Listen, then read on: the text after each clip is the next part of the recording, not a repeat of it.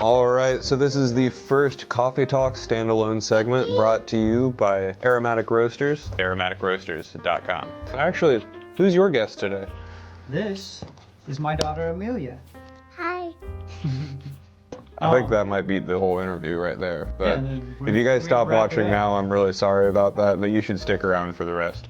Today we have Justin Hutchens with us. Justin is my teammate on Life Skateboards and a pro for Butter Bars Wax. He's going to be talking to you today about his recovery from an injury, and I'm going to shut up so he can be the one talking today. Sound good? Let's do it. Tell us what you injured. The list of things I didn't injure is probably shorter. Yeah, what was the big one?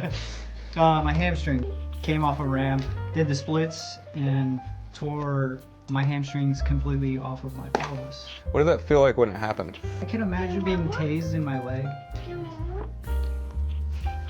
Yeah, it was like being shocked. Usually, when I fall, I try to jump back up and I like get off the park so everyone can skate. I tried to get up and I collapsed. And I was like, yeah, this is not happening. Friend came over and helped drag me off the park. I just kept telling him, I was like, yeah, my leg is screwed. Something is not right. I tried to wait it out, you know, like we usually do, skaters. The next day I was like, okay, I can't really even get out of bed. I crawled to my car, managed to take myself to the hospital like 6 in the morning before work. Took me about 20 minutes to limp from my car to the ER. And I go in there and they're like, hey, we're just gonna feel around, do some x-rays. I was like, okay, cool. And they come back and he's like, yeah, I think you just tore some soft tissue in your thigh. Use these crutches for a couple days. You'll be cool. I stopped going to work for like a few days. About a week after the injury, my wife was like, have you looked at the back of your leg because your entire thigh is black? My whole thigh from the bottom of my butt to like my calf was just like black and purple. I got hooked up with a sports medicine doctor, which I should have gone to in the first place. He felt around on my leg for like 2 seconds and he was like, yeah, that's not good. Took an MRI. I was back getting images and the lady came back, that was the technician, and she said, judging by these pictures, you have a really high pain tolerance. If you've never had a major surgery, you might be having one. I was like, okay, that's interesting. I go home and I get some lunch and they called me like maybe 20 minutes later. I didn't know that hamstrings are made out of 3 different like tendons or muscles. They said all 3 of those were just kind of floating in my leg and not attached. I had to get surgery for that. The surgery was about a month after I got hurt. So you were walking around on floating hamstrings for how long? Somewhere around a month. That is insane. Yeah. That is a story you won't hear from somebody that doesn't skateboard. So you'd never had a major surgery before that? No, not from skating, no. Did you have a lot of anxiety going into it? Oh yeah. Even like when I was getting my IV put in, they missed my vein a few times and that made it even worse. So I was like, okay, is this supposed to be happening? I was like shaking in the hospital bed and I was sweating really bad. My friend Tommy, he's like my brother, he took me and he was like, yo, is this supposed to be happening? He was like kind of getting, you know, a little mad at the doctors for like missing and like, no, it's fine. Before surgery, they make you fast, no water, no food for like 24 hours. I burn resources really fast because I'm a smaller guy. So not drinking water and not eating for 24 hours, I was super dehydrated. So it was hard for them to get connection with my vein. But yeah, I was super nervous. I was like, what if I go into the surgery? What if I come out paralyzed? Because they made me sign paperwork that was like, basically your hamstrings sit underneath your sciatic nerve. And to do the surgery, they have to move that nerve out of the way. So there's a possibility of severing that nerve and then you become paralyzed. So it's like, do I have the surgery, take the chance of being paralyzed, but I could probably skate again with a lot of hard work, or not get the surgery and never do anything active again. So I was like, I'm gonna go for it. Yeah. So at what point in your recovery did you realize like this was the right choice? At least a couple months in, because the first month or 2, my leg was completely numb. Some of that was from the nerve blocker they put in my leg, and some of it was from the medicine they had me on. Come to find out later on, most of it was from nerve damage. I couldn't move my foot, I couldn't wiggle my toes for probably 2 months. Yeah, after 2 months I was like, okay, I think I'm making progress, trust the doctors, you know. What was the first sign that you wanted to keep going with it? Like keep skating? Yeah. I had a lot of ups and downs with that, honestly. I never had the thought of like, I'm not going back to skating. I did have dark times where I was like, what if I can't skate? I knew I was gonna try. I knew I was gonna do it because I was always that guy that was like, get it off, or like, I'm gonna skate until I just can't physically do it anymore. So this was my time to like stand up for my words and prove it. When I had the surgery, they told me this is your best likelihood to get back to sports and skating. It's not a guarantee. It's probably more likely that you won't be able to skate at the level you were. You could probably skate, but doing like tricks and going up and down stuff might not happen. But I'm really stubborn, or determined, whatever you want to call it. I think once I got back on my board, first time rolling around, probably not until close to like 6 months after surgery, I think I got so excited, I went a little too fast. Before skating, I got really into like physical training to hopefully get back to it and strengthen everything. So I had my PT doing like skateboard oriented type training, different types of mobility stuff and strength training, the twitch muscles and everything. I would say 4 to 6 months when I started skating again, I was like, okay, I'm gonna skate again. So that took a lot of anxiety and stress off of me, because when I was off work and I couldn't walk without crutches or having a hinge brace on, it was very discouraging, I would say, in a way. I took it as a way of like being able to prove it to myself and like overcoming a challenge that I thought the average person probably wouldn't put themselves through. Now, when you were stuck at home, what did you do to entertain yourself besides having this piece of entertainment right next to you 24/7? That's when I started listening to podcasts. I never really dabbled in them before, but I did when I was down and out. I watched a lot of TV. I watched like all 20 seasons of MasterChef. Well, I know who's cooking for team trips now. Yeah, I learned some tricks for sure. I got into physical training, looked up a lot of supplementation, natural ways to heal tendons and ligaments and nerves and things like that. About 7 to 8 months into my recovery, so this was probably 2 to 3 months into skating again, I was like, okay, I'm really gonna prove something to myself and I'm gonna get a clip today. I went up this mellow hip that I used to always skate, and I tried to do a fakey big flip. I forced myself to land on it because I was like, I'm gonna get this clip. I'm gonna show everybody that I'm back. It was way too early. I landed straight legged. I felt some popping and some shocking, and my leg went numb, and I was like, great, I'm back to square one. I go back to the same surgeon. He tells me it's probably just mad, you need to chill out, take it easy. It doesn't get better. My foot doesn't get feeling back in it. I'm doing the research. I'm thinking, oh, okay, what if I have drop foot from the injury and the healing and the scarring and stuff? When you have this type of injury, when it heals, the scarring can grab onto your nerves and like kind of attach themselves to your leg or your muscles. And so he's like, oh yeah, that's possible, but I don't know. And I'm like, okay, what about my foot and my calf hurting all the time? And he was like, well, I think those are separate injuries. I think your calf and your ankle were from a different fall, because I have chronically sprained my ankle on the same leg. So I have a bunch of scar tissue and stuff there. He sends me to a foot specialist. Specialist is like, yeah, your arch of your foot is collapsed from spraining it over and over, so that tendon in the back just gave out and now it doesn't do what it's supposed to. That's probably why you feel numbness, all this stuff. He gives me some injections. It doesn't really help. Referred me to more PT, and I was like, okay, that's not helping. And then he gives me a prescription insoles to put an arch back in my foot. It still doesn't help. And he's like, okay, well, I think you need to get ankle reconstruction surgery. And I was like, I don't know about that. So I felt like this hospital wasn't really listening to me anymore. So I went to a different practice. They did an updated MRI on my leg, and they're like, yeah, your hamstrings are healed, but your sciatic nerve is damaged. I found out that your sciatic nerve feeds all the muscles in your leg. So if it's damaged, your muscles throughout your leg, including from your hip down to your toes, is gonna act differently. They think it was a chain event of the hamstrings getting torn. All my old injuries got mad and like became even worse.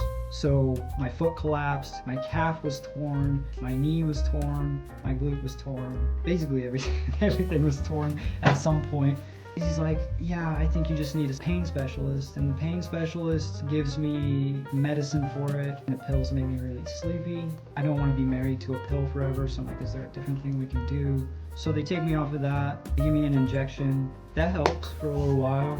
And then it comes back. And then like, hey, we can put this implant in the small of your back that would stimulate the sciatic nerve. So there would be these little wires that go into your nerve that would stimulate the nerve to act properly. But the catch for that is I would probably have to quit skating or never fall on my butt again. I opted to not get that, and they referred me to who was supposed to be the #1 surgeon for sciatic nerve damage in the world in Washington. She gets back to me and she's like, yeah, it's too risky to operate on the nerve because typically when a sciatic nerve is scarred or damaged, it's torn like this way, and then the scarring fills it in, and they can just clean that out and then put the nerve back together. But mine, what they think is it's scarred to my hamstrings, and when I did that straight leg bail, it pulled everything. So my sciatic nerve kind of like frayed long ways. So there's scarring like up in it. It's just something I have to learn to like adapt with. And you were still out here progressing again. Yeah, we're out here. If you have an excuse to quit skateboarding, you don't, because he didn't. Taking a peek at your setup over there. Switched to Grind King Locker 2s not even a month ago. How do you like those Grind Kings though? They're pretty amazing. The grinding is pretty cool. I'm not a huge like big grinder. Not a huge factor to me, but they have this little tiny like almost like a third bushing underneath it that makes them feel super like flowy but super stable. Been doing some like really technical manual stuff on them. I've been sneaking away with some tricks that I probably shouldn't have gotten. If you are unfamiliar with Justin's manual tricks, I'm gonna ask him to send me a clip of all the crazy tricks he does before a warm-up at LP. We're sure glad to have you back in the skating. I'm stoked to be back. I haven't taken as big of impact as I used to, but I've progressed in every other aspect of skating, I feel like, since then. Grinding it out, man, putting in a lot of work. Like if I wouldn't have gone to PT, and if I wouldn't have gone into training, if I wouldn't have had the support system I've had, I might have been one of those stories of like the older guy at the park that's like, I used to skate until I got hurt, or like, you know, I used to do that, or, you know, those guys. I wasn't going to allow that to happen. What advice would you give someone that's just got hurt and is scared? I mean, I know when I broke my leg, the first thought I had was I'm never going to skate again. There's a lot of fear. I'm not going to lie. I'm a very positive guy. I'm very optimistic, very determined. I have a lot of grit. Pain tolerance is pretty crazy. There was times where I was depressed and I was like, well, if I can't skate, what am I gonna do? I'm just gonna rot? Like, I don't know. There was times where I didn't want to talk to anyone because I didn't want people to see me that way. But it was just impossible to get around. I would say somebody that just got hurt, like a gnarly injury, I mean, even an ankle sprain can be scary sometimes. Look at your end goal. Don't look at, oh, I'm screwed, or it's not gonna happen. Don't tell yourself all these can'ts, which, I mean, it's really hard not to. Every small victory is a building block towards your end goal. So if I have an end goal to progress, be better than I was, or even just get back to where I was, I need to have small building blocks. So I'm like, okay, I did a lot of manuals before I hurt this, so I'm gonna work on the basics. I had to learn to be okay with going to the park and just rolling back and forth and doing manuals, not even popping into them. And I had to be okay with just rolling. I would go to the park when I knew no one was gonna be there because I didn't want people to look at me and be like, oh, remember when that guy was kind of good? Or like, what happened to him? You know, so I would almost skate by myself in the shadows because I was afraid of that. And I wanted to come back like, people be like, oh, cool, he's back. And you're like, where you been? You know, I didn't want it to be this big thing. I would tell people, just focus on the small victories. Like, the first time I put my sock on by myself, I was stoked. You have to celebrate that kind of stuff. Instead of looking at, like, I put my sock on, but I didn't do a tray flip today. It's like, okay, dude, but something gnarly happened, you have to acknowledge what happened to you. Take the small wins. Yeah, for sure. Now, I know you're talking about taking the small wins. Mhm. Now, I know when I broke my leg and I couldn't skate, the first time that I dropped in and rolled across the other side, I was almost in tears. Yeah. What was that moment for you? Like, which trick was the one where you rolled away from it and you just got that overwhelming feeling? A couple of them. My first board slide on a flat bar, it's like 6 inches tall. I board slid it, you could hear me in the background screaming, and I did a fakey big flip on a hip. I screamed again, and I cut the camera off, and I basically was crying to myself, like I freaking did it, you know what I mean? Like, I'm back. Somewhat, I'm coming back, you know? I know that feeling. Anything else you want to cover with your recovery, or anything else you'd like to say about it? About my recovery, I would say... Oh, whoa. Excuse me, ma'am. Don't get us in trouble, copyrights. Oh, dang. Will I? You should have known, dude. You should have cleared that out for her. You should have laid out the red carpet. I'm really sorry I didn't get you a red carpet today. I'll try next time. Anything about my recovery, I would say, I'm just beyond stoked to even be rolling and be at the point I'm at. I would say anyone that's injured, don't be afraid to put in the work. Don't be afraid to look like that guy that's hurt. Don't be afraid to listen to your body. Push yourself, but don't push past the point where your body's like, yo, chill out. Just keep going, man. Thanks for coming here and talking about your injury. I hope that helps some people get through things. Really quickly, I'd just like to thank again John over at Aromatic Roasters. Make sure you guys go to aromaticroasters.com and get yourself some really good coffee. Do you like it? Yeah, it's good. It is pretty good. This is what keeps us awake on our trips, especially those trips out to the lagoon at the Fireball Farm. I actually just got off the phone with Jim today. He's got a lot of stuff going on over there. Keep your eye out. We have a trip planned in February. We got another trip planned in January, so might even see if you want to be a guest on that trip. I'm down. Very good. I'm gonna cut that, but I just, okay. But support Justin. Where's your YouTube? YouTube. Oh man. I think it's Skate Jedi. Instagram Jedi Master JH. I'm gonna go ahead and put his channel in the title of this video anyway, so you guys know where to go. But check out his Instagram as well. Yeah. And then when Butter Bars comes around, you're gonna have a 1 in 4 chance of getting his signature inside of the bars, as well as the other 3 pros. And you can definitely look forward to some clips from him from Life Skateboards as well. Anybody that you need to plug today? My wife and my daughter for being such a good support when I was down. Another thing I would add to the recovery, if you're down and you have a family or close friends, use that time to really connect with them. That's what I did, and now I have a much stronger bond with them than I did before my injury. As far as plugging, I would say Sam for sure. Life Skateboards, so stoked to be a part of it. Beyond grateful for all of what he's done, what Casper's done. He's put in a work for that. Butter Bars. Another one with my physical training, Dan at Skate Strength app.